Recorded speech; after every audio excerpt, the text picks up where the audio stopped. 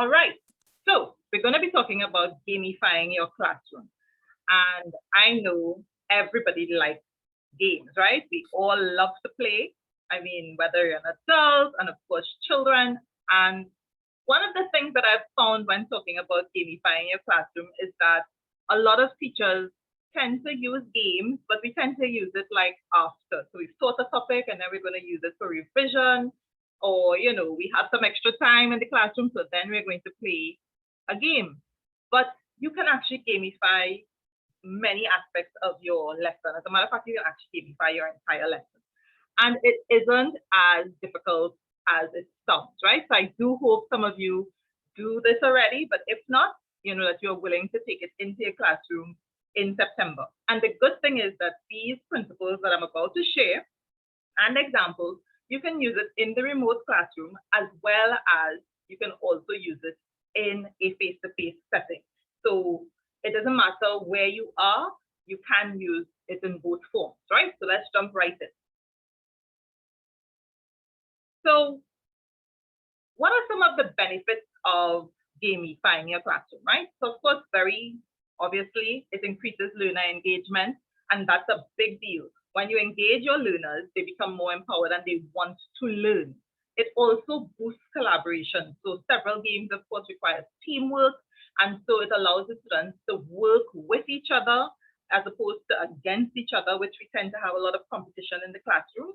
But with gaming, the students tend to collaborate, and it's more fun. It's less, you know, kind of a bad competition kind of feel, and a more good competition, supporting each other, etc. Of course, it makes learning fun, and anything that is fun, you are going to want to do it, right? It's interactive, so students get to take part in their learning. It's active learning, and that's something that we do want to encourage. It improves knowledge absorption and retention, and these are taken from studies that once you use gaming in your classroom, because students are more engaged, they are going to retain the information more. I mean, think about if you have a child who plays Roblox, like my children do, or you may have a child who has, you know, they play Fortnite, etc. By the end of that period, they are singing the songs. They can tell you what happens from start to end, right? I'm seeing Miss Fisher has her hand raised. I'm not sure. Yeah, she's asking if it is that the info will be shared after with the slides. Oh, so you will get something after. It wouldn't be the slides, but it will be the information, yes, with all the links. So you don't need to take notes. Well, I mean, you could take notes, but you don't need to take detailed notes. All right. So it gives learners the opportunity to see real world applications. So I don't know how many of you are familiar with like Minecraft, but Minecraft is an excellent one of those games that actually, you know, students can use in their subject area to create. And then of course, it enhances the overall learning experience for all age groups, from very young children straight to adults. As a matter of fact, there's a new trend in companies that uses gamification to do professional development. So it is something that is used right across the board. Now, how do you actually gamify your classroom? It's actually much simpler than we think. It's literally thinking about what makes a game a game. Things like experience points, right? So just adding points. And we do this in our classroom, right? We have games where we give students points, or the leveling up. So you move from level 1 to level 2. So think about a lesson. If a student gets an easy question correct, they move on to the more difficult one. And sometimes it's just a case of changing your language in the class. So you say, oh, you've conquered level 1, let's go to level 2. And just those elements of wording and how you do it, you can actually start gamifying your classroom. Having achievements. So I know many of us would have given out like stars, you know, you give out a little badge, stickers, all those things encourage us to add game-based elements, right? Competition. I mean, this is nothing new. Adding badges. We now have digital badges that we can add in a lot of the LMSs. There are digital badges or stickers that you can give to students. And of course, bonuses. So if you do something, you get to do something else. So for example, something as simple as if the entire class achieves a particular goal, no homework. That's a bonus, right? So don't think that it has to be something very, very difficult. And I'm going to show you a very simple example of how you can add game-based elements to your class and still achieve what you want to achieve. So we're going to start. Now we have to pay attention to the instructions. And Victoria, I'm going to need your assistance with this. All right, so let's just let there are a couple people. We just want to make sure they're in.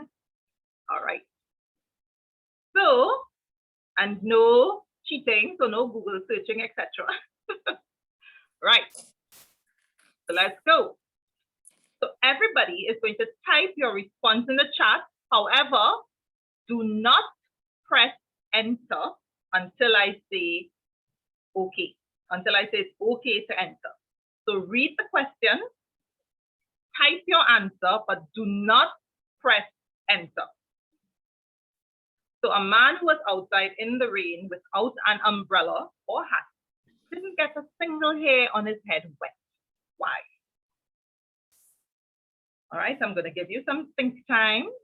You are not to put the answer in the chat until I say go. All right? I'm giving 1 minute.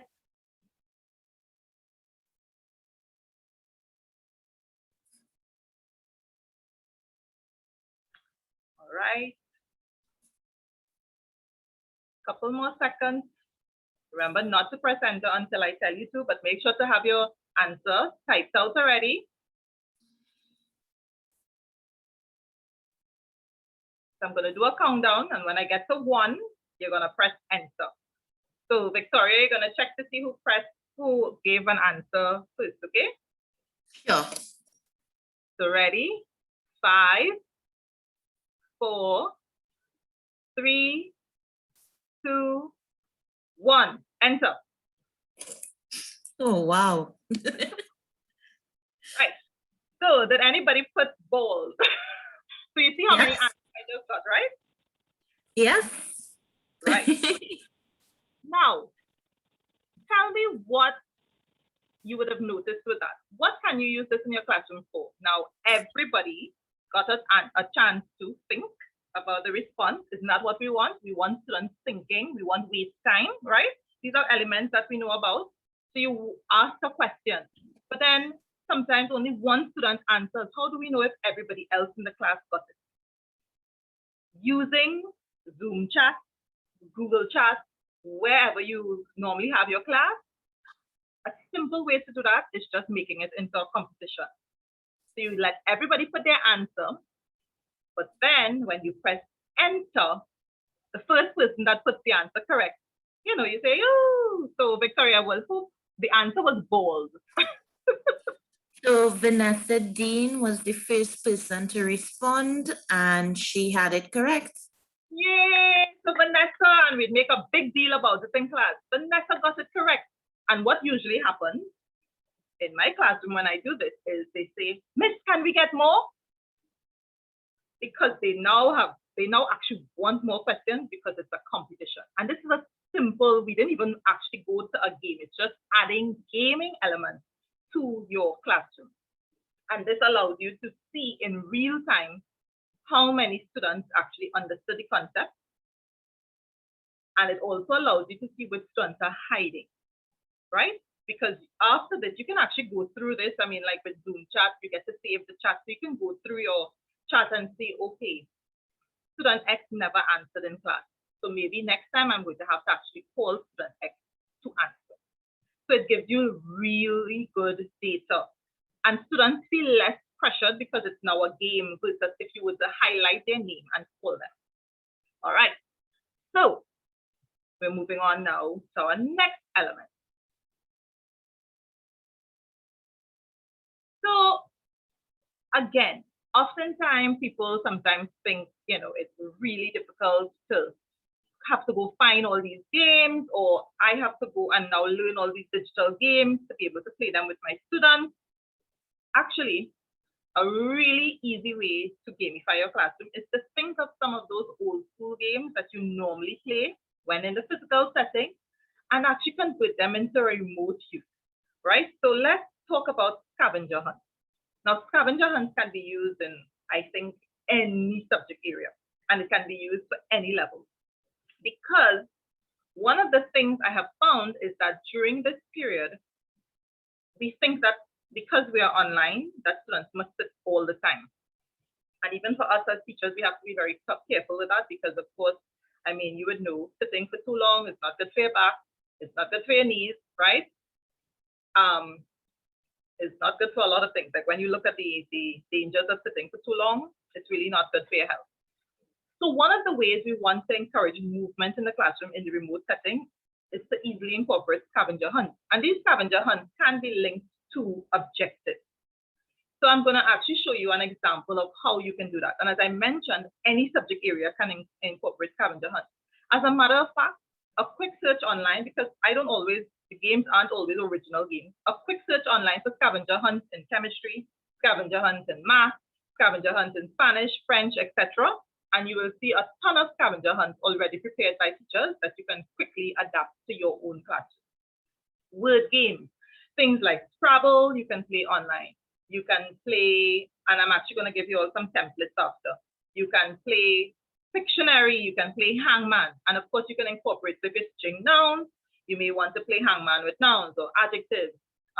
You may want to play Scrabble online where the students are building words. And I'm not talking about where you're going onto digital sites. I'm talking about using your regular whiteboard as an example in the remote setting. Tic-tac-toe.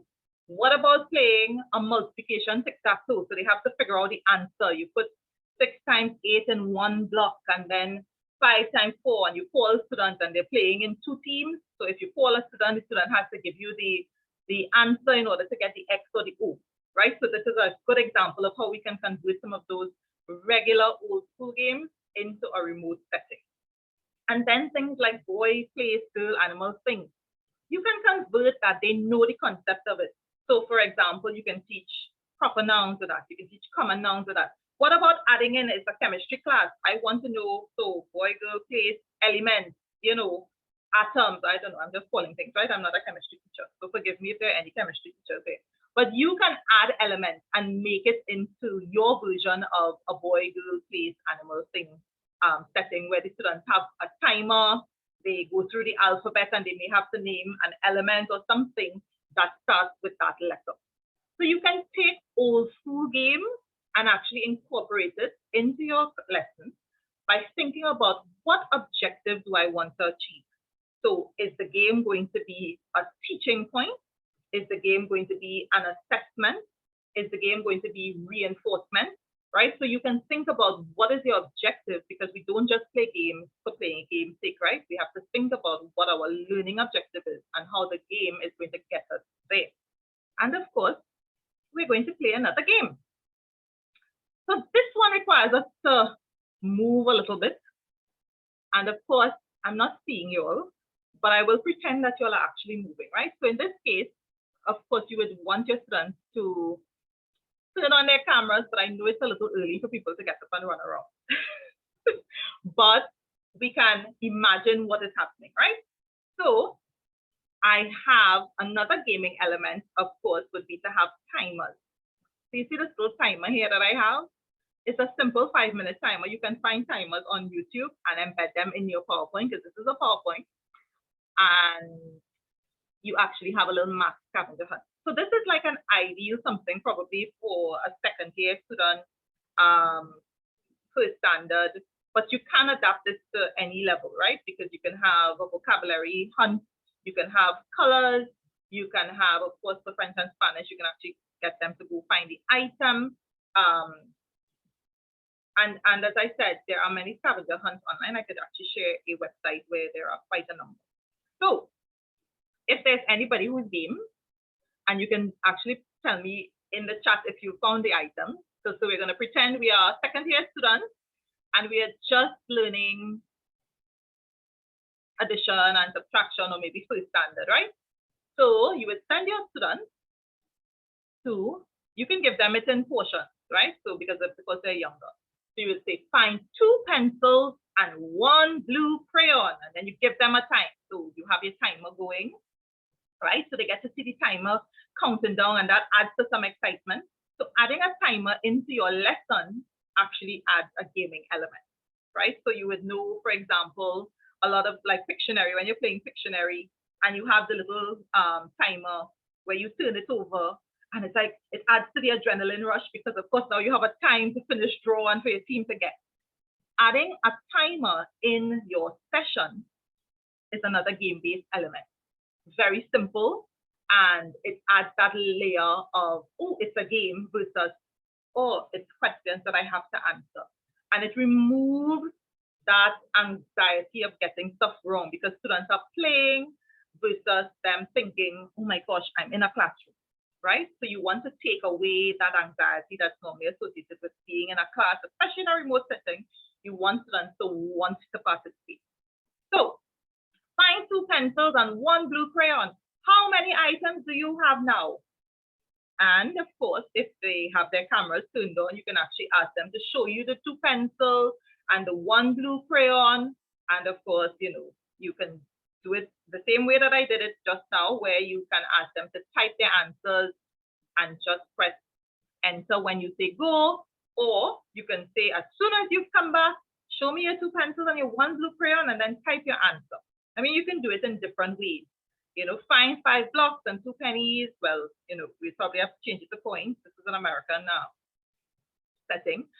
Find 4 socks and 2 stuffed animals. Now, isn't this the same as what we were teaching in class, but we've just made it into a game, right? So scavenger hunts are a fantastic way, and we get students moving, most importantly. So they actually have to go from their computer screen, find these items, and of course you would include items that you know they have at home, and they run back and forth and they're having fun. And guess what? They want to show up for class because class is now a place where they're enjoying, but learning is taking place. So you could use this, for example, as pre-knowledge. You're just going to start the topic and you want to kind of get to see where they are at. This can be used for pre-knowledge, or it may be used for reinforcement exercise, or it can be used as an assessment exercise after you finish teaching. All right. Because we have plenty to do, I'm moving on, but are there any questions about what we've done so far? So I've shown you, you can actually just have waste time and turn it into a competition, adding the element of the old school games, turning some of those old school games into classroom exercises, adding the element of a timer. Any questions so far? So Victoria, you're gonna let me know if there are any questions, right? Yes, there are none at the moment. Right, okay, good. All right, so we're moving now into some that you'll probably know already, some digital games, right? And I am not going to go into quizzes and Kahoots because I think based on just, you know, I think everybody knows now, or most people probably know about quizzes by now, and most people know about Kahoots. But quizzes and Kahoots are very good digital online games because, well, for the most part, they're free. I know there's a paid version for both now, but it allows you to quickly engage your students. It gives you data, which is very important. And they both allow for assigning homework. So you can actually assign it as a homework exercise where students still get that competition level. You know, quizzes include the memes, which of course this generation they love. There's the music, and it allows you to really assess students, but in a user-friendly way, in an engaging way, where students want to beat each other, so they will probably play the game more than once, which again allows them to spend some time actually looking at the questions, reviewing the work. I mean, you can also tie this into giving them some pre-work. So you can give them a video to watch and then give them a short quizzes or short Kahoot based on that video before they come to class. And you can say, okay, I'm going to announce who comes first. I'm going to announce the top 3. So every week I would have different quizzes set up, and I would actually tell the students, I'm going to announce the top 5. So every time they came to class, I would announce the top 5 students in terms of the game. Now, when I went into my account, what I would notice is that, because I would allow them to play it several times, I would notice that students would play the game more than once. And I would give them the option of using go ahead and search, because we want to include questions that they can research, right? Go ahead and search it out. So I don't need to be the one telling you the answer. It encourages them to go and do their own research, and therefore it encourages them to come and share knowledge. So when we actually go through the questions in class, I can say, but where did you get that from? And they would share additional information. So it then became a point of them becoming the lead in the class, as opposed to me being the lead in the class all the time to share information. And then there are two others that I'm going to introduce you to today. That's GimKit and Booklet. Now, GimKit is... Sorry, I have a question coming in from before. It's coming from Melissa. She's asking that she's wondering about students who do not possess the listed items in the scavenger hunt and how it affects them emotionally. Right. So you can, for the scavenger hunt, one, if you're going to do the scavenger hunt, you try to do it with items that you think they would know. But the other option is you can actually ask them to draw it. So if they don't actually have the item, they have to produce it in a drawing form. So you can make sure to include everybody like that. They have to draw it, and it has to actually look like the item. So, you make it fun. The thing with gaming is that you can adjust the game to suit your students. Like with everything else, you have to know your students. I mean, that's always where it starts. So you're not gonna try to give them items that are far out there, far removed from what they may have. So a simple thing like you may be teaching adjectives. So you get them to find something that's large, you get them to find something that's small, something that's tall. And in that way, it's very flexible. So you're not going to be so specific that it then excludes a portion of your class. And of course, you can add the element if you realize there's a student in the classroom who may not have any of these items. You can ask them to draw it, or they may have to act it out. So you can vary the scavenger hunt in that way. So I hope that answered your question. All right. So in terms of these games, right, GimKit, it's paid, and I'm still going to show you it because some people may be interested in it. But Booklet, there is a free version that allows you, again, to do a lot of things around it. So I'm actually going to stop my screen just for 2 seconds so I can have time to bring it up. All right. So in the meantime, if you have questions, you can let me know. All right, so let me just get into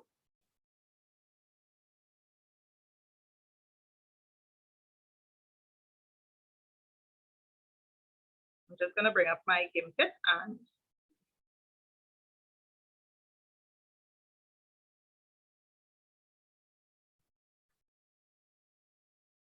we're going to play again. So I'm going to share my screen so I can show you how to use it, right?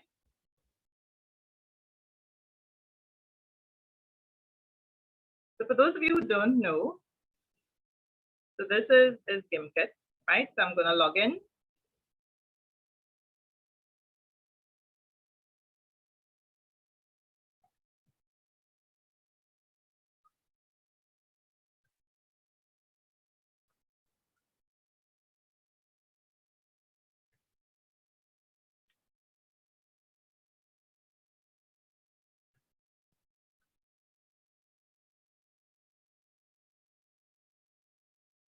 All right, so y'all are seeing my GimKit, right? Now, GimKit actually has like a whole set of different types of games. So like with quizzes, you can actually search for kits, which would be kits questions that teachers would have already designed. And you can play live and you can assign for homework. So we're going to play live. I'm just going to show you a couple of the modes that you can play. So you have the classic mode, which is very much like quizzes. Then you have the team mode where you can have students in groups working together and their points all come together. You have Trust No One. Any of you familiar with Among Us? So this one the students love because it's a version of Among Us, but there's no killing, right? And you have to figure out who's sus, or who's the suspicious one. So basically what the game does, when you go into the game, it will assign 2 or 3 persons who are suspects. and based on clues, the rest of the class have to find out who is the suspect, and eventually boot them out of the game. Or sometimes the suspect wins if they boot the wrong people out of the game. Draw That is actually one of them that is like Pictionary. The floor is lava. So y'all, if you watch television or if your children are young, you know, where the floor literally is lava. So the lava actually builds up. Humans versus zombies, infinity mode based on Avengers. So basically what they do, they take current trends and they turn them into games. And so the students really, really, really love the game. Now we're gonna play Draw That. Now I know not all of you might be able to draw, but we're gonna try it and see how we get it done, right? So of course I could manage my terms. I could say how long I want the rounds to be. I can decide if I want to give letters or not, right? So I'm going to give you all 50% of the letters just to show up quickly. I can have bonuses, etc., music, right? So we're going to continue. So can I ask just a couple of people, it doesn't matter, any number can go, but type in gamify.com/live and enter code on the screen. So I'm going to give just a couple of people join in, so that we can get a demonstration of it.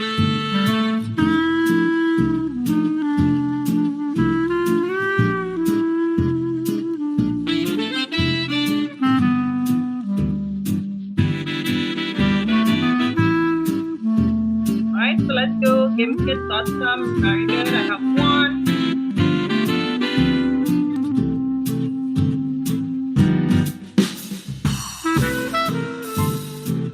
I see this one here. Okay. And the thing about this, for example, if somebody just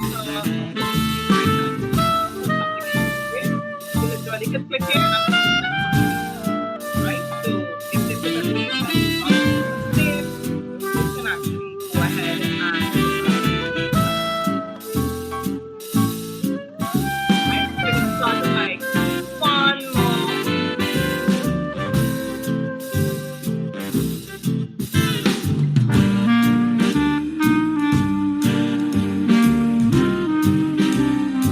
Right, and I hope you all can draw.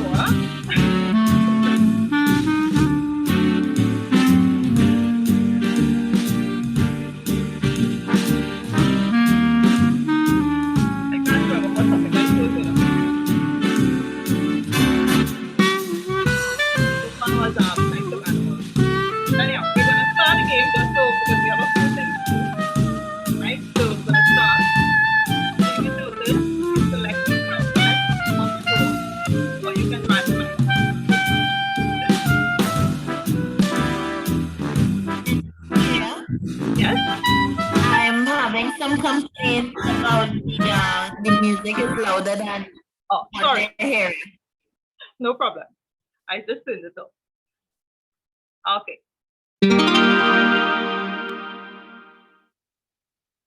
So Sabrina.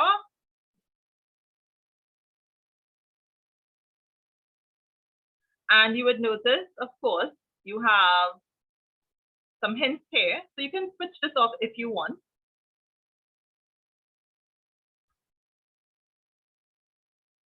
So you have to actually guess the whole word.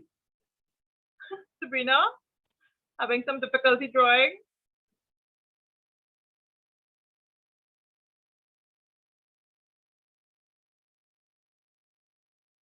Okay, there we go.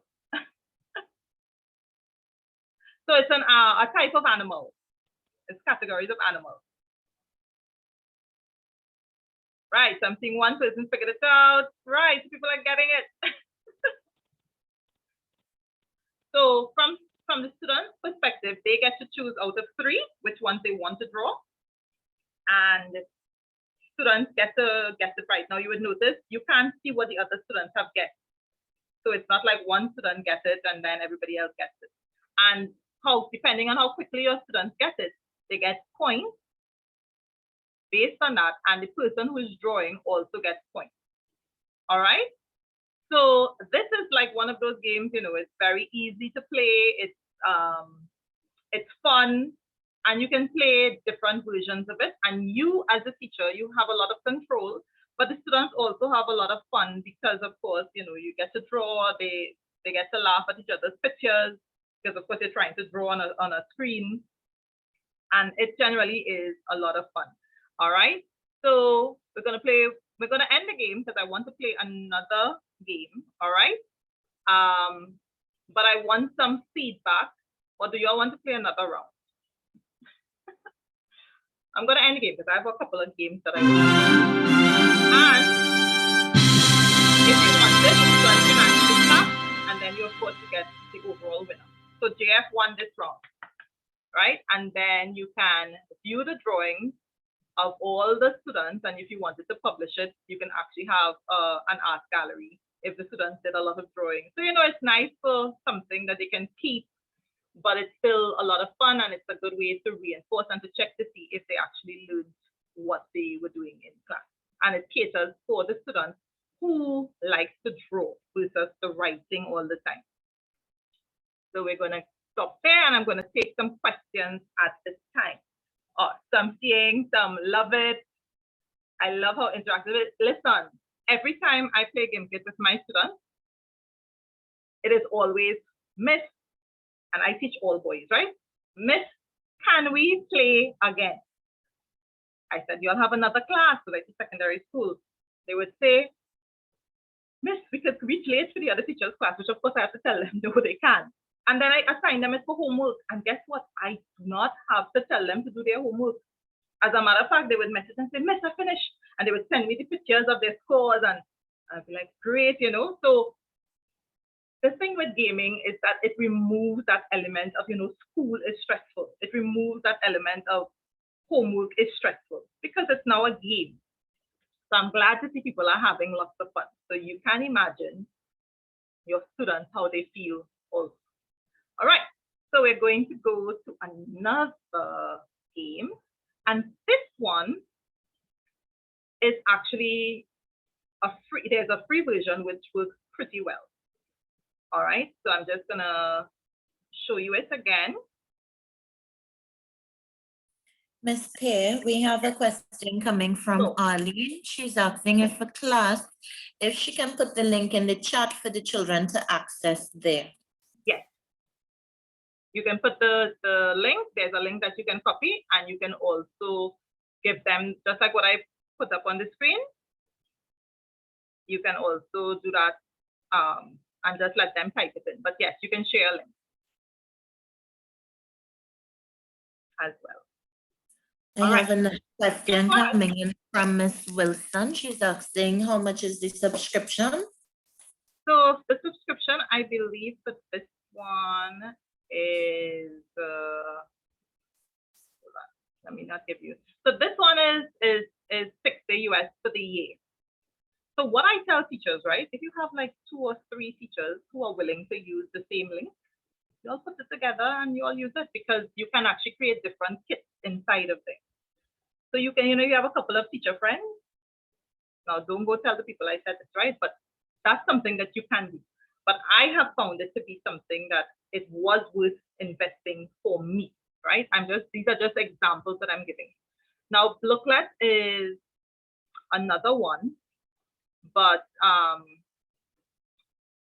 so I would just give you the link for this one, only because I have a couple others to show you. But Booklet is very similar. So I'm going to put this one in the chat and you can check it out. All right, Booklet is very similar to Gimkit. And again, there are different modes that you can play. And the students really liked it. And so you can do, I mean, there's cryptocurrency where you can actually, you know, that whole cryptocurrency thing, you can do a race. So it caters to different ages as well. And the students, again, because they can give each other penalties in the midst of it, you know, they can actually, if the person is winning, they can deduct some points from them. So, you know, they have a lot of fun with it and they want to do it over and over. And the good thing is you can actually use what a teacher has created before, or you can create your own questions from scratch. So you have that flexibility, and Booklet is one of those that you can have several options. So it's unlike quizzes where it's basically one game format. with booklets, you have about 8 or 9 different formats. Some of them are for homework only. Some of them you can use both for homework and for online live gaming. So for example, if you have a class where you have difficulties when everybody is online, you can actually then assign it for homework and you can still track it. And the next class they come back to, you kind of like announce like, who is the winner, right? So I will share all of the links after. I will send them to Tonya and they can distribute it to the email listing. All right, so we move on now because I have lots to show you, so I hope we get through. Looking at the time. How many of you have heard of book widgets? So book widgets they're these random widgets, right, that you can do different things with, and we're going to try a few of them. All right, so this one, I don't think you're going to see it because I did not share my, so let me share again. This one is tell a story about. So I'm going to allow you all to unmute for a little bit because I want you all to actually give me some, I want you all to actually be able to, so I'm going to allow you all to unmute yourself now, right? So Victoria, you're going to choose somebody on the chat for me. Sure. And that'll be the person who's going to tell a story. So, Okay. all right, so Victoria, who's going to be our storyteller? I would be going with Miss Avalon Hospitalis Julian. Right. So, can you tell us a story? Avalon? Hi, good morning. So it's based on 3 pictures in front of me. Yes. So I think I am seeing little Froggy is going on a little trip. It appears to be on a rocket.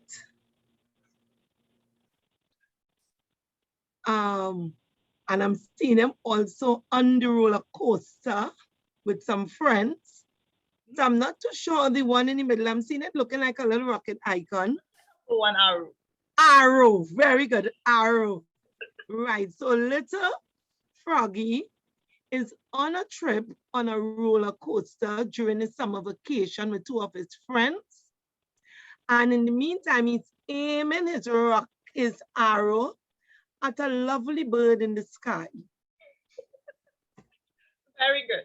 Now, what this does, so like creative writing, you can use this just to get ideas, get students, you know, to think outside of the box. You can get students to even adjectives. So you might want to tell them, give an adjective for each picture, right? And the reason that it's gamified, because you can do this just by putting up some pictures. It's just that, you know, the fact that it spins and they're not so sure, like what's going to come up next.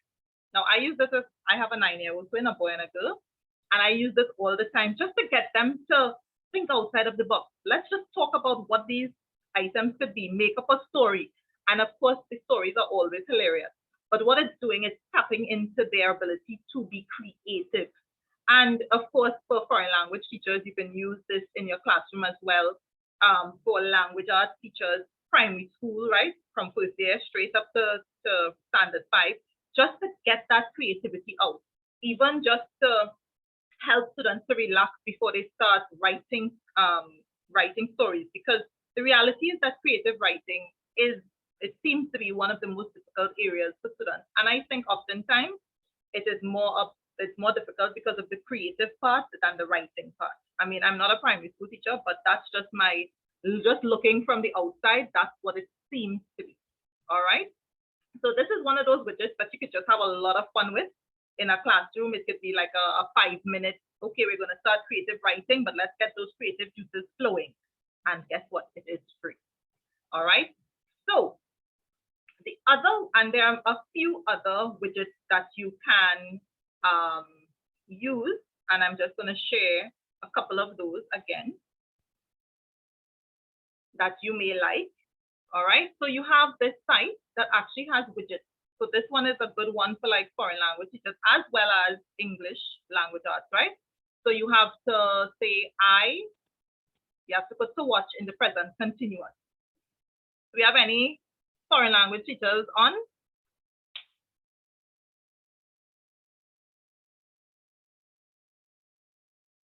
All right, so you to buy and you want them to put it in the future continuous or even in language arts, right?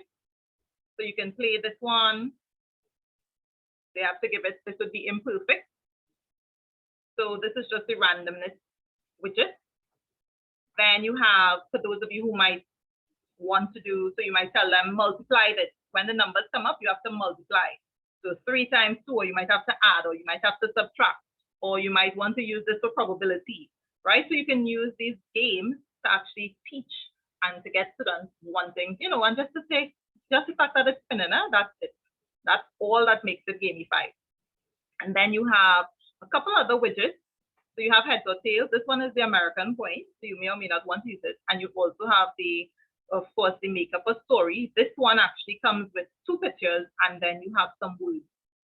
So you can, right? And the words are always, so 2 items, 2 nouns, and then a place.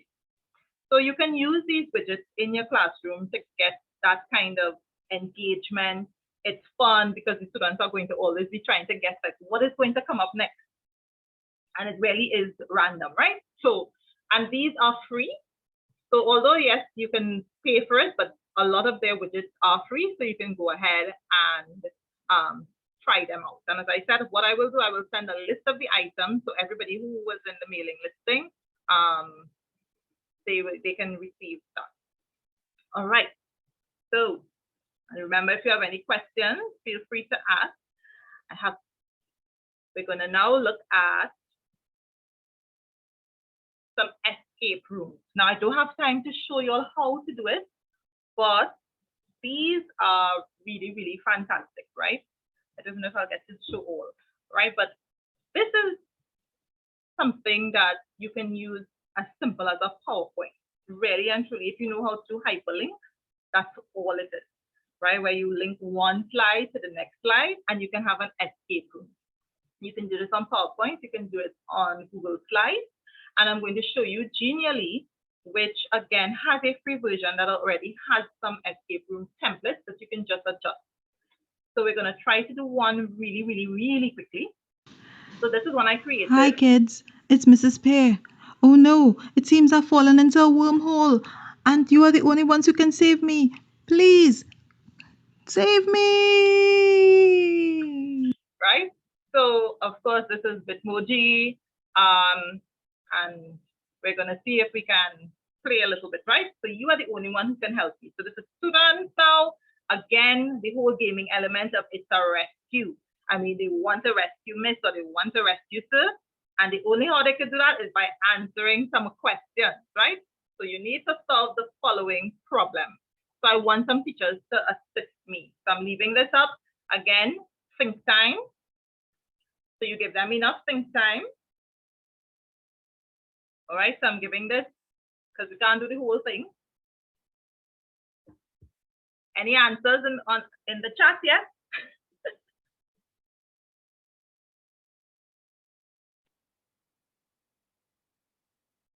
Let's see, do we have math teachers on?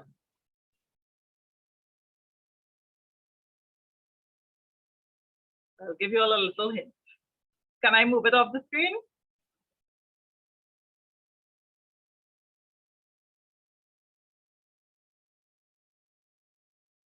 We have Jalissa Thomas and Alana Mackenzie James with 44 centimeters. All right, so we're gonna select 44. So just before we select 44, let's say the student got it wrong, right? The 44 is correct. If we had clicked 26, it goes to, oh no, try again before time runs out. So they don't get to move ahead. So it goes back to the question and then we get to go to the correct answer. Right? And those little elements of, those teachers jumping up and down, again, it's gamification, right? You're gamifying your class. They got to go to another level, right? So very quickly, they go on, right? This is now vocabulary, so which word is not spelled correctly. I'm just going to quickly show you. So this one, then clue 3, again, math. So you can, of course, you can put whichever questions. It could be based on one topic. It could be a whole assessment, all right? And the answer is 52. And then this one, I actually embedded a story in it. So it's like, watch the movie. So this is a listening comprehension. So they watch the movie. Welcome to Storyline Online, brought to you by the SAG-AFTRA Foundation. Terribly unsame had happened. So I'm not going to show you all this, but it's about a bear. And then they had to say who are the main characters of the story. And if you, of course, you could have added questions, right? And then when they right? So the students get to work through this escape room by answering questions. And this is, just in case you don't believe me, it is a PowerPoint, right? So this is the PowerPoint here with hyperlinks. It's a PowerPoint. So it is a template that you can, of course, use over and over again. And you can just swap out the pictures and swap the questions because it's a template that's already set up. So there it is. And just to remind you why games make you want to learn is because it adds a layer of motivation, and everyone feels motivated when they win or receive accolades for their efforts. All right, so you might be thinking, okay, we're in a remote setting. How am I going to give awards, right? So when I used to play in school, I would give things like bathroom passes and homework passes. And that would be a huge thing. I'm not spending any money. Bathroom passes means, a bathroom pass means you could come and say, Miss, I need to use the bathroom, and I can't tell you no, right? I have to leave in the face-to-face setting. And the homework pass would be, they got one homework pass without getting, no trouble. They still had to submit the homework, but no trouble, no, I could not buff them, right? And as I told them, when they had their homework pass, use it wisely, because there might be real reasons why they couldn't do their homework for that particularly. But in the remote setting, something as simple as setting up somewhere where you have like superstars and you put their names up for the week, or you can have like a leaderboard. So for each week as they get scores, and you can incorporate this even in terms of them doing bonus work, because I would have done that. If you do bonus work, you get a star, you get a point. And you actually have leaderboards set up in a remote setting. That actually is another way to motivate them, just having the leaderboard exercise. So you don't even have to, or you could, there are some teachers who said, especially for younger children, if the entire class gets to, you give them some kind of goal, you can have a class party. So when I say class party, online, where they then, you put on some videos and they dance, etc. For my students at secondary school, what I did, once the students were doing what they were supposed to do, I actually had a day where my class was a gaming class. Now, the thing is, it was a gaming class with the topics that they learned, but for them, it was games. So we played different versions of games, and we played the whole thing.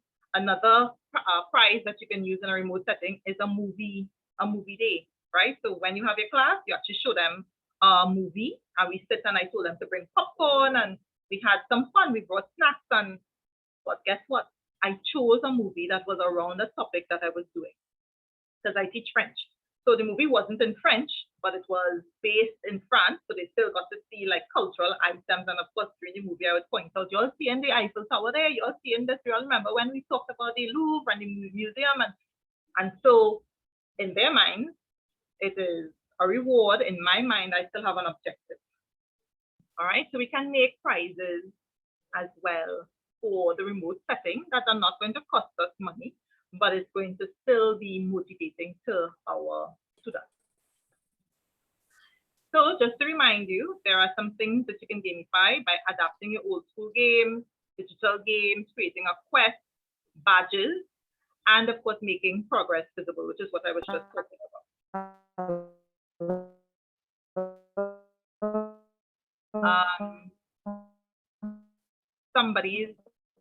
I'm not sure if Victoria Victoria, is that you? No, but I do have a question coming in from Fisher. Mhm. She is asking, considering the planning lessons online, it takes a lot of time, especially these kinds of lessons. So she's asking, how long would a lesson like this basically take to plan? So to me, it doesn't necessarily take a long time. It wouldn't take necessarily any longer than you would if you were planning a lesson. What you have to think about is, so, okay, if you're going to create a game from scratch, that takes time. So you have to think about your skill level, and you also have to think about the time that you have. You can easily find some of these games online. So you just the same thing. You think about your objectives. You think about what you want the game to do. So is the game going to be a teaching part of your how you teach? Is it going to be an assessment? Is it going to be reinforcement? And once you figure out what your objective is, then think of the games that you are familiar with. So I tell teachers, don't ever rush into doing something that you have not familiarized yourself with, because you're going to find yourself stressed out when you try to play it online, and then you're seeing things popping up that you're unaware of. Always spend some time with whatever tool you're going to use. I mean, that's something for any technology, right? And that includes games. But think about like the old school games that you can use. For example, playing a scavenger hunt. All you have to do is have a timer and have the scavenger hunt up, and make sure, which is the next thing, you have clear rules, right? So for example, if you are going to do the wait time where the students put the answers in the chat, that's no preparation. That's very, low preparation time. You have your question, you tell them, remember to wait, you have a little countdown, 5, 4, 3, 2, 1, you make it exciting, and then you say, enter. That's no preparation there, just your normal preparation that you would have had in terms of your questions. If you're going to do an escape room, if you're going to do it from scratch, then that will take some time. However, once you have the template done, the thing is you can reuse that several times.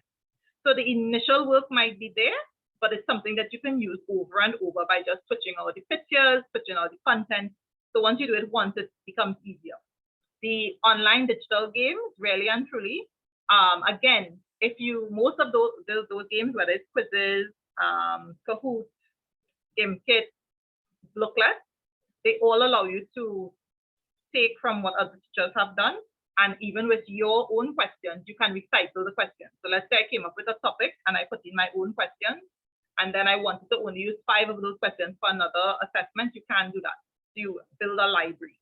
So the initial work might be a little bit, but then it helps you long term. But start small. You don't have to do all that I said today. Just pick one. Just pick one. Use it, but think about the objective. Think about what you want to achieve with, but you're going to put a million games inside of it. All right, because then it just becomes chaotic. And this is very, very important. You still want classroom management. So for example, when we are playing games, even in the remote setting, my students, they would unmute their microphones, because sometimes depending on the game, you can't be shouting out answers just so, because then everybody will be shouting out the answers. So I still have classroom management within the game. For example, when we are doing the wait time that we did at the beginning, where you have to put your answer, if you put your answer before I say enter, that answer doesn't count. So you are not in the running to be on any leaderboard because you didn't follow the instructions. If you shout out an answer and I didn't call your name, again, you're disqualified, and you can have penalties and stuff because it's a game, right? So you can have penalties. So be clear and consistent with your instructions. And of course, be fair and enforce rules. So if you have a rule and a student does not follow the rule, don't feel sorry for them, because we're also teaching them about life, right? In the midst of a game, we're teaching them about life. And so we have to really make sure that our rules are very clear, just like games have rules, that our rules before we start the game, we are very clear about it. So no shouting out of answers, no putting answers in the chat unless I ask. If we're going to play with teams, you can have penalties if a team is doing the wrong thing. They can have a timeout or whatever the case might be. All right. And The last thing that I wanted to share was that games allow us to differentiate because it allows us to cater for all of our different students and like the skill levels. So for example, if you know there's students in your class who like drawing versus writing, you can have a game one day with drawing, you can have another game with speaking, you can have another game with writing, you can have another game with movement. And so it allows us to cater for all our different students. And then even with those games, you can have like easy questions, medium difficulty, and then difficult questions. And you can actually assign the questions to the different levels in your class. So everybody's playing, everybody's contributing, but in your mind, you know that you have differentiated. And they don't feel anyhow because they don't know you're differentiating and you're not going to tell them that, right? But everybody gets to participate and everybody gets to feel like a winner. So the child who gets the easy question and gets to contribute 10 points to their group, you know it was an easy question. They don't know that. They just know that they got to contribute 10 points and that's the motivation. And so the gaming helps with all of that. And right, we spoke about it.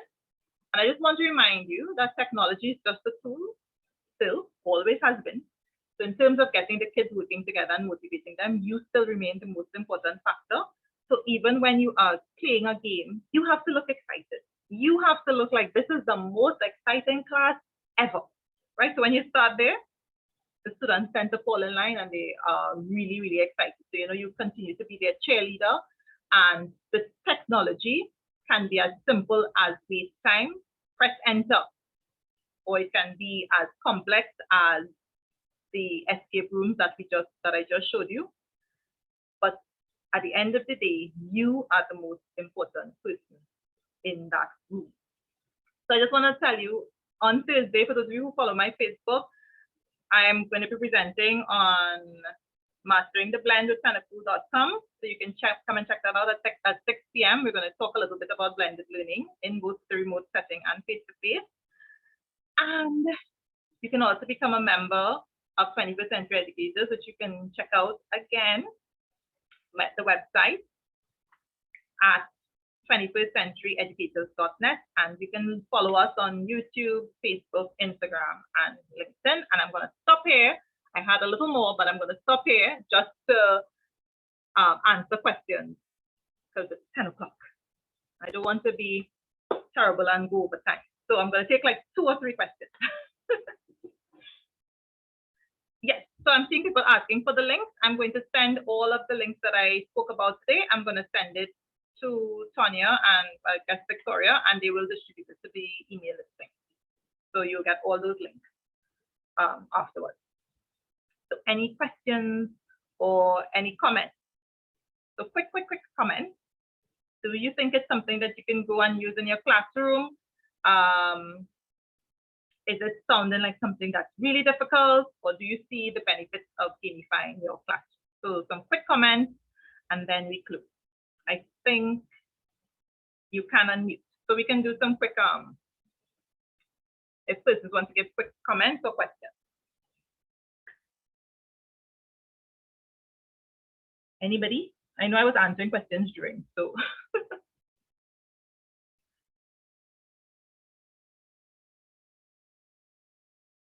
Yes, the escape rooms are fantastic. I wish I could have shown you all more, but I can't, because I don't want to go over. So Victoria, my apologies, but That's all right. That's okay.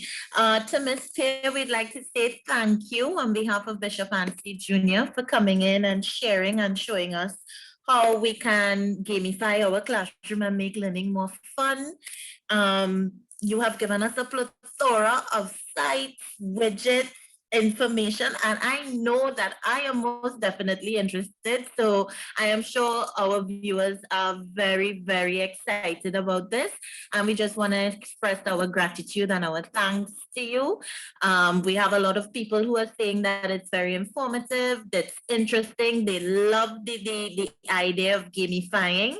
And I'm sure we're going to be checking it out this term. Thank you, Ms. Pear. No problem. And I will send those links to you all. So you all should get them. Well, I'm not sure when, but sometime by the end of this week, I'm sure. Thank you very much. All right. And those of you that attended, we just like to say thank you, and we'll see you guys in your next session.